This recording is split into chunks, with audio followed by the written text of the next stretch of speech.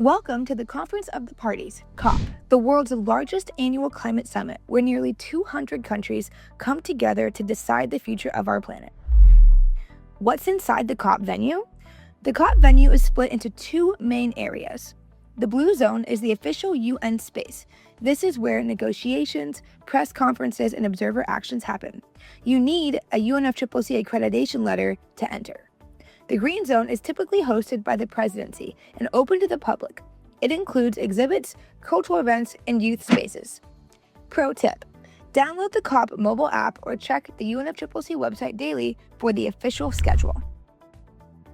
Who are the actors in the UNFCCC? Participants at COP are categorized into multiple groups and can be identified by their badge color. Party delegates. These are negotiators and officials representing countries. They receive a pink badge. Observers.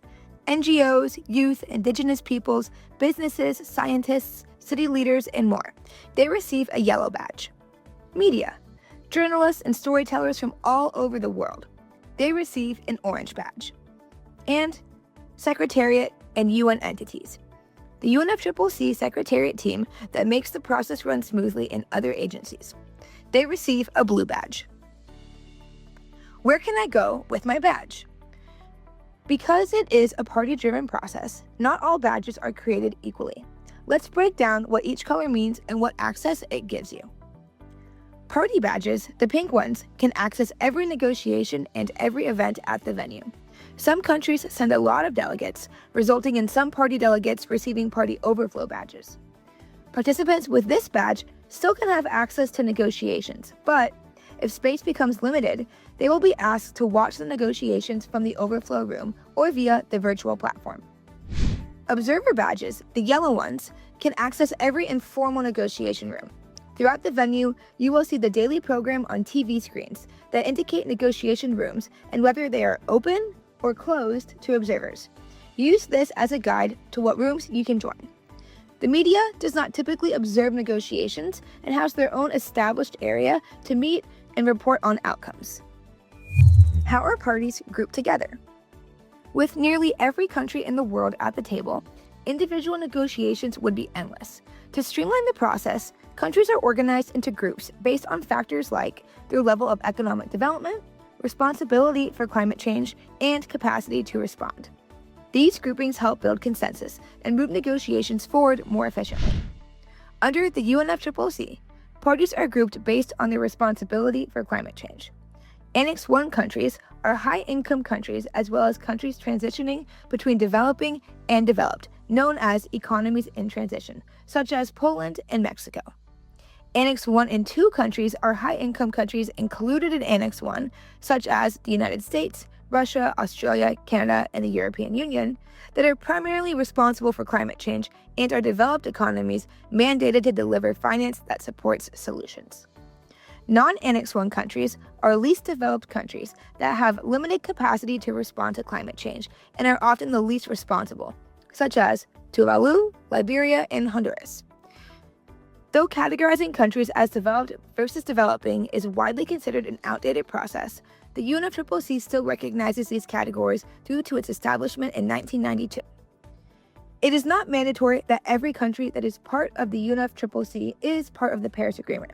However, these parties can participate in Paris Agreement meetings as observers and do not have decision-making rights until they ratify the agreement. Parties have also self-organized into groups known as blocks to negotiate based on shared characteristics, interests, and needs. Some of these blocks are more active than others, and many countries are in multiple groups.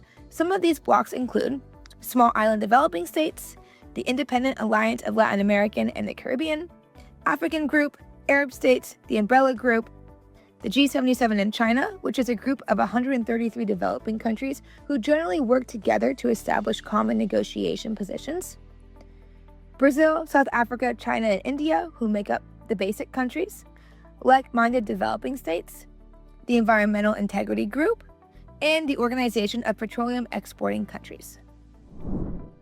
What role does civil society play? Non-party stakeholders play an essential role as observers to the process who are able to meet with party stakeholders and often share statements on what outcomes they feel are necessary to be included within the text being discussed. Many NGOs gather in officially recognized groupings called constituencies, which represent various interests and are international in nature. You can learn more about the constituencies in the civil society section of our next video. How do negotiations actually happen?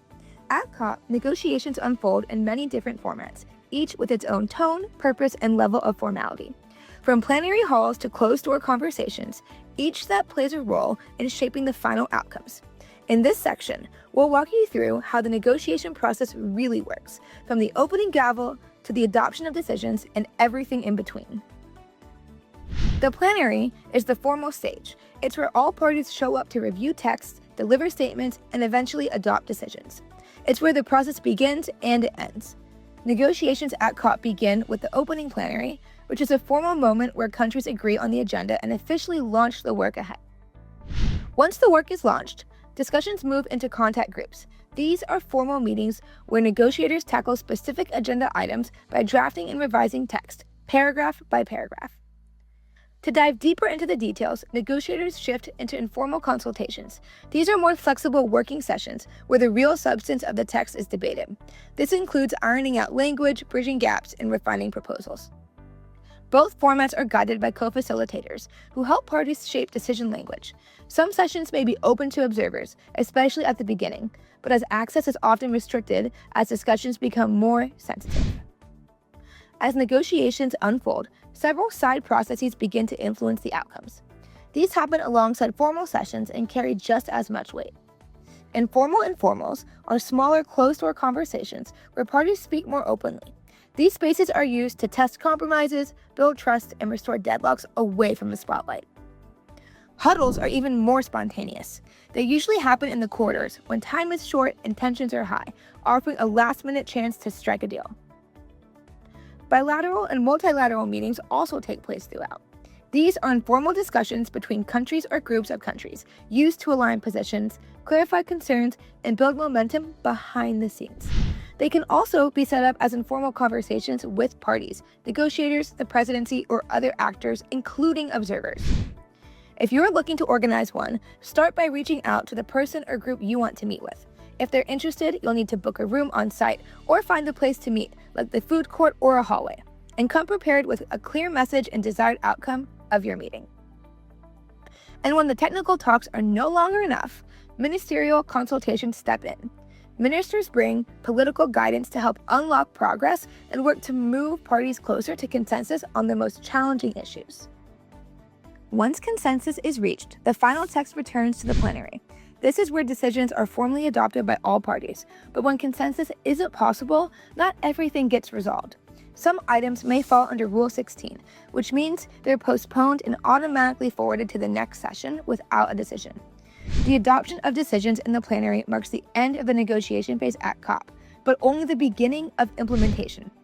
Decisions taken here guide how countries act on climate change at home, how funding is delivered, how progress is tracked, and how ambition is raised. So the process doesn't end with the gavel.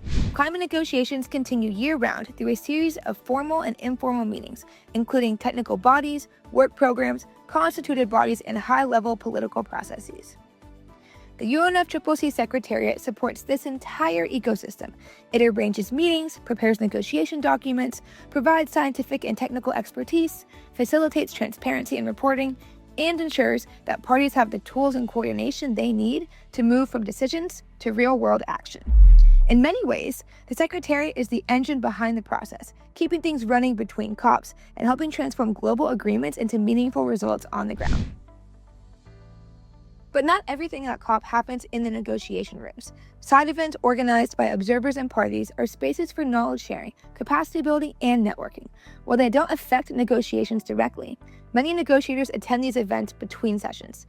You never know who might be in the audience, so get familiar with faces you want to influence and have conversations with at COP. Check speakers lists, attend networking events, and use these moments to connect. One good conversation might be your way into shaping a climate policy. The UNFCCC events can be overwhelming. Here are some must-know tips. Bring your badge every day. You can't get in without it. Arrive early. Lines can be long. Plan your days. Prioritize sessions and events in advance. Stay hydrated and well-rested. It's a marathon, not a sprint. Wear comfortable shoes and dress professionally. Follow the UNFCCC updates and social media feeds for live announcements. Bring a journal or a laptop. Note down every acronym and resource to follow up with. Bring business cards or use a QR code to share your contact information with others that you meet. And most importantly, make connections. You're a part of a global community working for climate justice.